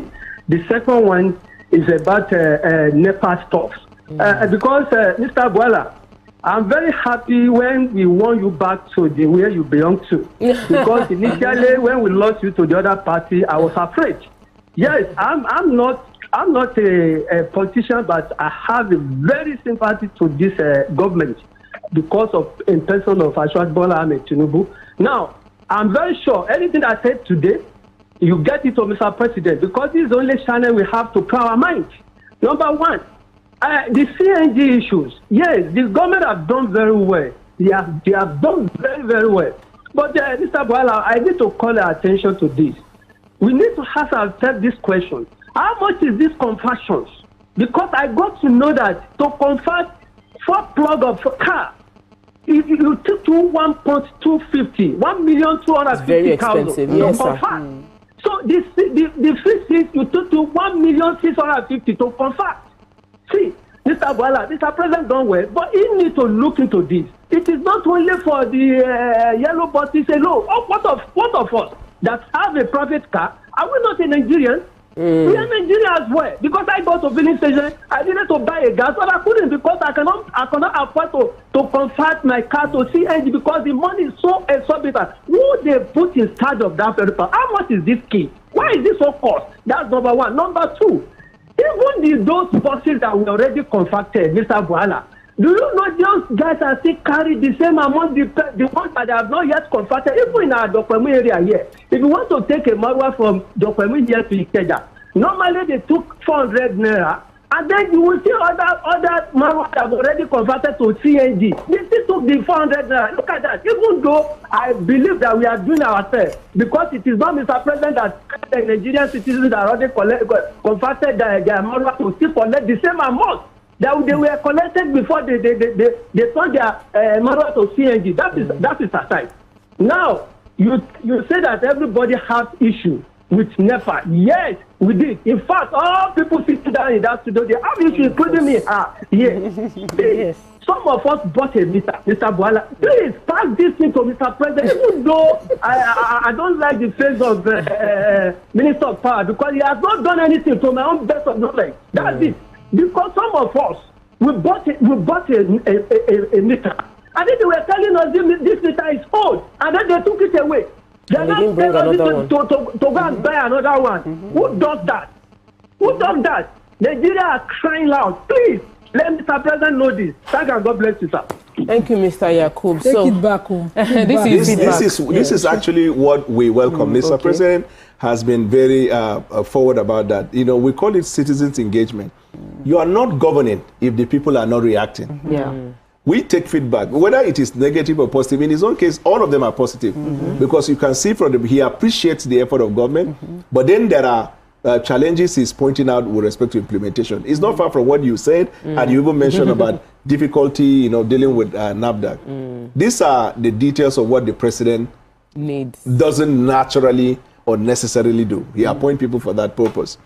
It is also fair, I think it will be fair, to also sometimes, before we make a conclusion of an item, to know what effort these individuals are doing. Like, for example, when he talked about people also charging for the amount of non-CNG, even on CNG, it's also not government. It's just that when we provided rice to people, they hoarded it to be able to sell it. No, but you know that the CNG converter kit was provided free for a lot of commercial buses. And when you now identify that the commercial bus that got the kit for free is charging the same thing like the one that is not running on gas, the one running on petrol. Obviously, some people are taking advantage of the opportunity they've been given, which is a personal factor, but it has to be checked. So how you check it is that I'm sure that transport workers, they have an association. So when you escalate that to the association level, the people will look into the merit of the case. When they come up with a finding that is infraction, they will at their level start the process of probably providing the punishment or addressing it. Where it is linked to a government official, we come in. But if it is at a private level, private sector level, president can't come to the to the bus station and solve a bus station problem. But if there is an infraction probably relating to corruption, people overcharging or extorting people, we're happy to take that feedback because it will be looked into. So we do not get a word from TV and then form a judgment. You have to also hear the version of that individual. But I must thank the fellow who made the point. It is a very valid point. It's a very valid point. Okay, so another question I wanted to ask is this concerning checks and balances of our governors. We can see that the president is really disbursing funds to all the governors. Yes, and we know that these governors are the ones that are going to reach the grassroots people. Because me personally, since you said that the government is working on everything, but there are more people who are now poor because there's no more low class. It's the middle class and then the high class. The low class, they don't exist. Because personally, the amount of people that have been asking me for money, it's different from what I've been getting before from the previous administration. Because the previous administration, they're able to buy food, they can eat and all. But this administration, it's clear that they have difficulty in buying food. Now, what are the checks and balances that the president is going to make or is supposed to make on these governors to ensure that the money that has been disbursed to them, that they are using it to develop their states? We can see some states, they are doing very well. The governors are doing very well. What about the states that the governors are not doing well? So before you answer that, let me take Engineer Kunayo, called in from Ikorodu. Welcome to the show. Good morning, sir. Yeah, good morning, Tokwe and the crew. Two questions for Mr. Bola, for Honorable Bola. Now, recently, about 2 weeks ago, we learned that they are doing some investigations as to our refineries. I mean, the top management staff, they are going around and so on. I want a definitive stand of the government on why they have to do a rehabilitation on, especially Port Harcourt refinery that has just been repaired and put on stream. That is number one. Then number two, about PHCN, which Uncle Yakub talked about a short while ago. I want to ask confirmation from Mr. Bola. Because 2 weeks ago, too, a statement was credited to the president saying that the privatization of NEPA has failed. And even Senator from Edo State, he did say that something is likely to happen, especially with the discourse. What is the position of the government on these two issues? Thank you.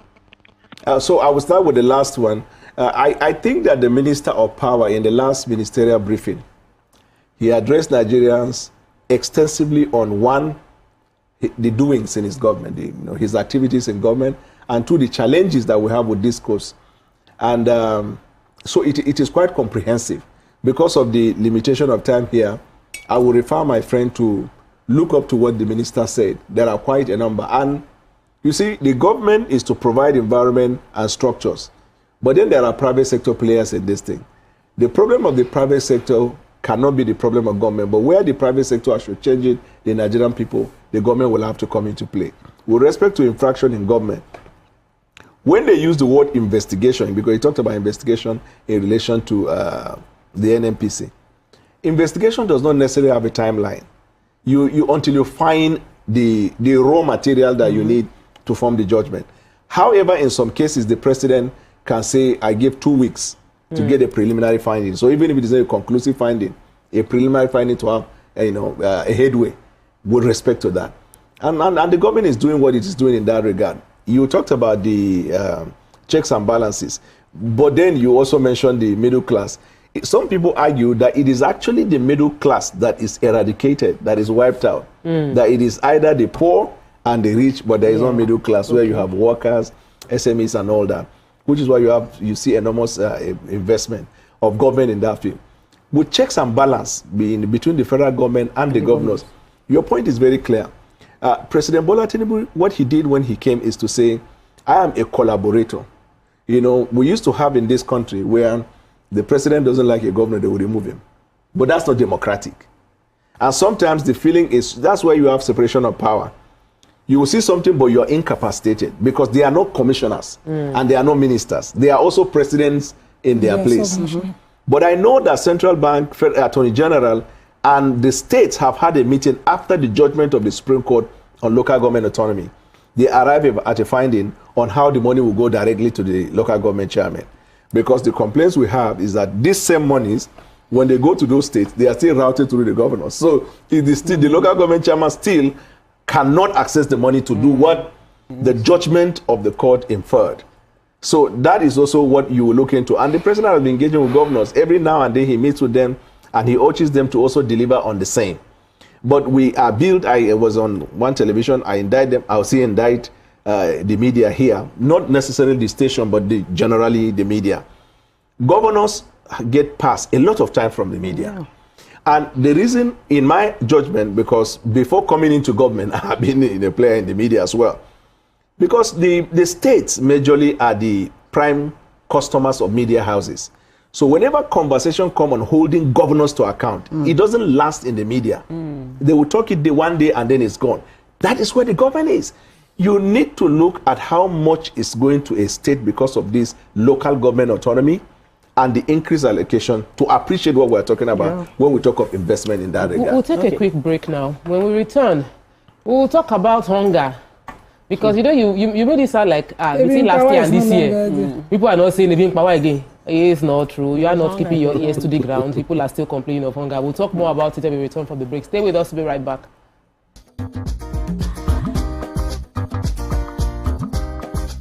Stay tuned. Your view will be right back. TVC Communications, Nigeria's leading independent broadcast company, has been officially designated as a great place to work. Over the past few years, we have transformed our workplace into one which is respectful, caring, rewarding, and provides great benefits to all our 500 employees. We thank our team for giving us the chance to show that partnership between employer and employee really works. TVC Communications, officially designated as a great place to work, and now the only broadcasting and media company not just in Nigeria but throughout continental Africa to be fully certified. TVC Communications, a great Nigerian company, a great Nigerian place to work.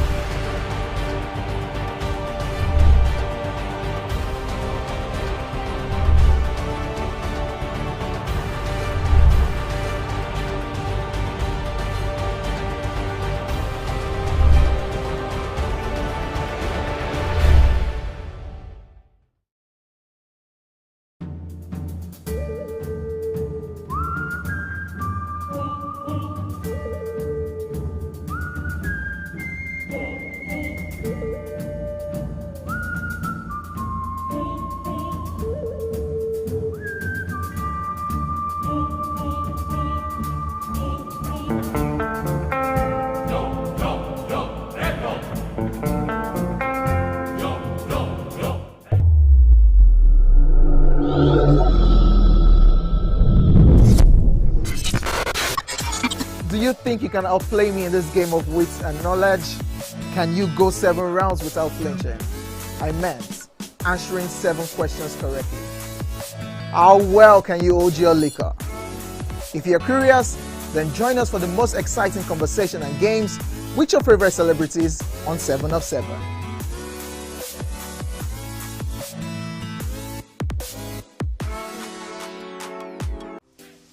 Welcome to Pure Entertainment. What would you like to order from our menu today? We have the regulars. So let me go and look for my jam results. So My 280 was 320. I suppose don't be one medical. At this point, I contest my jam results. I want to close the show. I can go. I can. That's all we can take. Ejeki, close the show. Give for that long. Ladies and gentlemen, number 1 unavailable by Davido featuring Musa Keys. We also have today's chef special. Yo, shine.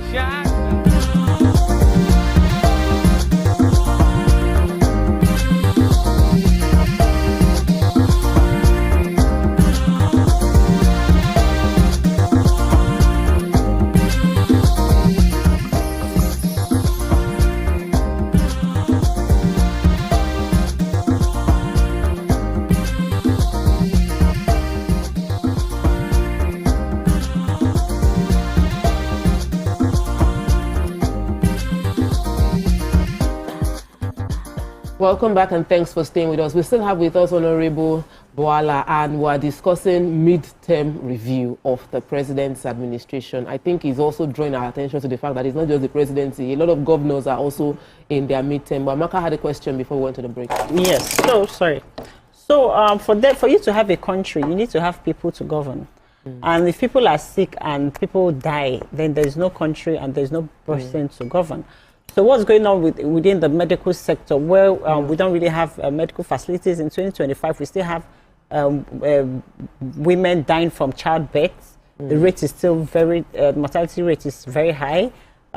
We don't have first responders when it comes to accidents or anything happening. It's so stressful. People just die out of negligence, so there's no reason for that person to even die. When it comes to the local level, like even the villages and riverine areas, we don't have medical facilities. Then even the cities where you have medical facilities, we don't have doctors, we don't have nurses, everybody has jabad.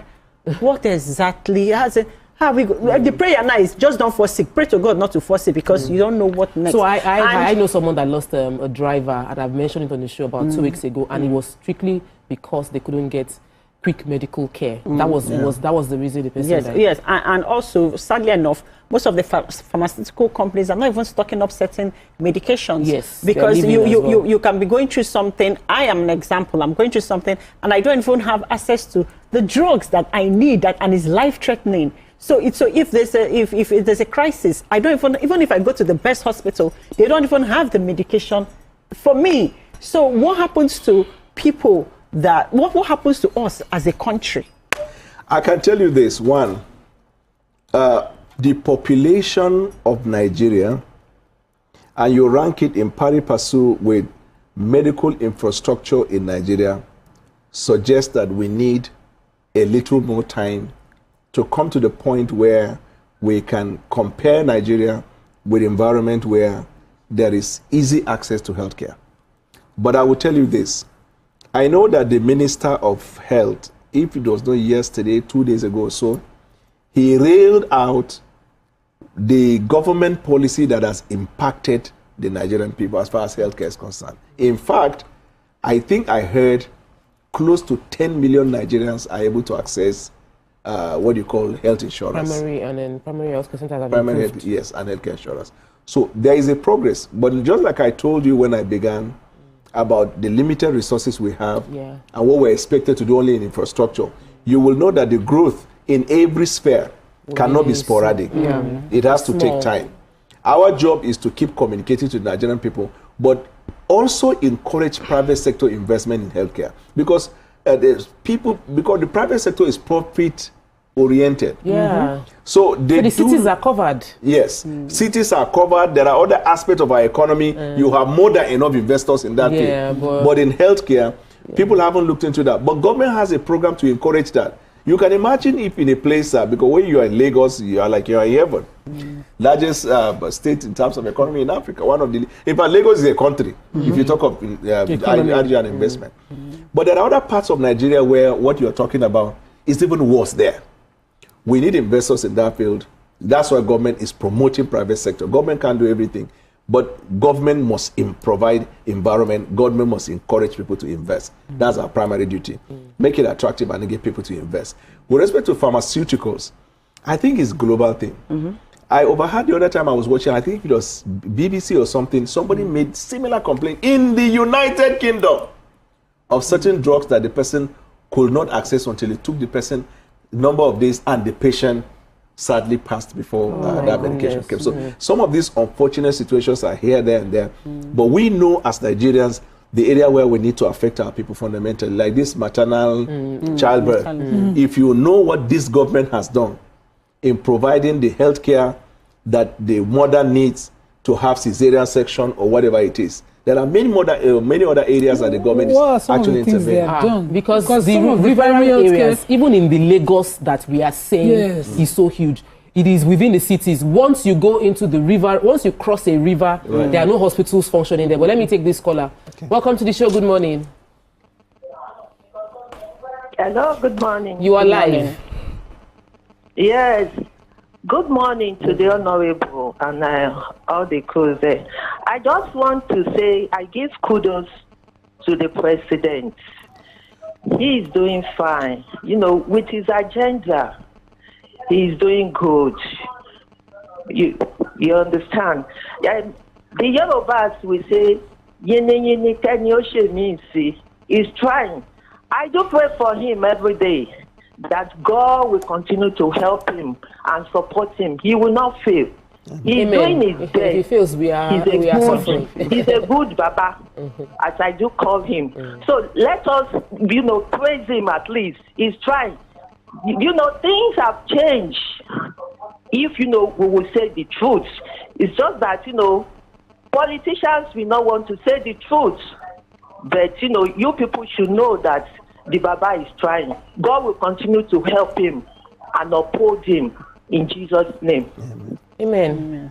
Thank you so much. Let me say something before you say a question about what she said. In your opening monologue, you also state what she's saying. There are two sides to it.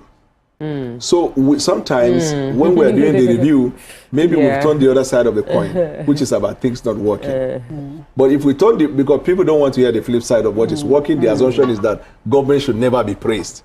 So that's why even attempting to say we have achieved something, some people see it as crime. They will say, are you not supposed to do it? But if we have not achieved it, you are supposed to do it. We recognize that, and we are not in any way, we don't have an apathy or hatred for people whose feedback towards government is criticism. It's all part of government. We as politicians know how to separate between media-based criticism of government and that which can be fact-checked or that which people have understanding. So I want to thank her for at least talking to us on the other side of the coin. Exactly, we're grateful. Because we heard that the president was able to help us clear. Is it the World Bank or the IMF? The IMF. The IMF loan. Okay. But then you want to now borrow another batch. They brought a proposal. I hope you know that even with respect to the cesarean section, it is free in Nigeria. So what we are talking is that there are other places that's not gone. It's not free in Nigeria. It's not free. You are talking to women. We are women, no. We have plenty pregnant. All of us are actually paid for somebody that has had. So there is a policy of government that it is free. But no, sir. In Lagos State General Hospital is over 100,000 naira. Yes, that's why you say it's not 100. And you even it's over and all of those things. Okay, it's over. I still had to pay for a relative on cesarean session and general hospital. So that's what we say. Something is policy and the reality is a great difference. Yeah, so there's, I'm glad with this feedback. So we would like to know where to go. But I wanted to talk about this, our loan that was cleared and the new proposal, for an approval of a $21 billion loan. Yes, and that has brought a lot of criticism. So it's like we won one and we are trying to lose more. I was thinking that since our revenue increased because of the removal of subsidy, it will mean that we will not borrow again because we will be able to manage. But now they have to now give all these governors we cannot draw their neck more revenue, more money. So how does this work? How do you respond to the criticism of the new proposal to be indebted? Okay. But yes, I'll answer her, but let me relate to the question you talk about certain drugs. There's a policy of government that subsidizes on certain drugs. Yes, that one we've seen. I'll come back to you if you need more with time on specific aspects of malaria drugs in the hospitals are free. Subsidized. Antenatal drugs in the hospitals free. Yeah. For adults, even some of the life-threatening pregnant women or some of the life-threatening ailments, the medication that is required, especially those medication that is lifelong, that have subsidies of government in that regard. So talk more on that. Yeah. Okay. With respect to the loan you talked about, when it was first announced, there were some journalists whose wish is that Nigeria doesn't make progress. They went to towns and said that the government has already applied to borrow. Meanwhile, the request of the president is in plain language. The simple fact of the issue. No, it doesn't, but not to the value that it is said. What you are saying is just like a budget, estimates, and expenditure. So this is the much that government at all levels can borrow. Our defense for that is because we have been able to measure based on debt servicing and offsetting paying of some of these debt and our increased revenue that we can match this loan that we're asking. But it doesn't mean the federal government is going to borrow necessarily that amount. And then two, if in the event that in the future the federal government borrow that amount, is saying that we have been able to put the economy in a structure where we can defend it, we can recover that. So it is not a suggestion that the federal government has gone borrowing on that. Borrowing generally is part of business. People hate to hear it. No nation of the world that doesn't collect loan. Yeah. America collects loan, China, everybody collects loan. It is what you make of the loan that you collect. Yeah, we have. Okay, so this brings us to corruption. I want us to talk about corruption because so far, do you think that all the policies you guys have concerning corruption, has it worked? Because so far I've not seen anybody who has done corruption and been charged. It takes long. Emefiele is standing trial. There are people every now and then you see FCC. Can it be fast? Can it be fast? Because so that because when you reprimand, it will stop others who have intentions of. But that's doing not up to like I get your point, valid, but not up to the government because once you push something to the judicial process, it takes the administration of justice. Because you have just 1 more minute for final words, I'd like you to let, because you've said something very powerful, which is feedback. A lot of times we complain, but the government is not hearing our complaint because we're not telling them in the way through the mechanism provided. Do you have the details of how the instruments already available to submit complaints? Yes, right now? So my sister Adizabala announced to the Nigerian people a long time ago, if you log on to the website on the particular assignment she's handling, which is policy and coordination. If you Google policy and coordination, Nigeria. You go through the link, you will see the website where necessary. Any information that is useful to you, whether it is reporting, whether it is accessing information, you can take advantage of that. And then it is also simplified into app, so that instead of necessarily going to the website, if you have the app on your phone or anywhere, you can then use it. But then we also have sensitization that we do through radio, through TV, because everybody is not on the internet. Everybody doesn't have a mobile device. So all of these platforms are created. Even this television interview we're doing is one of the ways sensitizing Nigeria and getting from the Nigerian people feedback. Okay. Yeah. Fantastic. Thank you so much. It was great having you, Honorable Daniel Bola, the Special Advisor to the President on Policy and Communications. He's taking some of the feedback, and now we have means to give even more feedback to the government. We want the government to win, because if the government does well, we are the beneficiaries. Yeah. So I always say you don't want to curse a place where you are getting you are living. You don't want to cost the government that is feeding you and administering your life. So definitely keep praying for the government to succeed. That's all we can take on the show today. Tomorrow there will be Your View Pidgin, but we, the ladies on the weekday, will be back next week, Monday. Bye for now.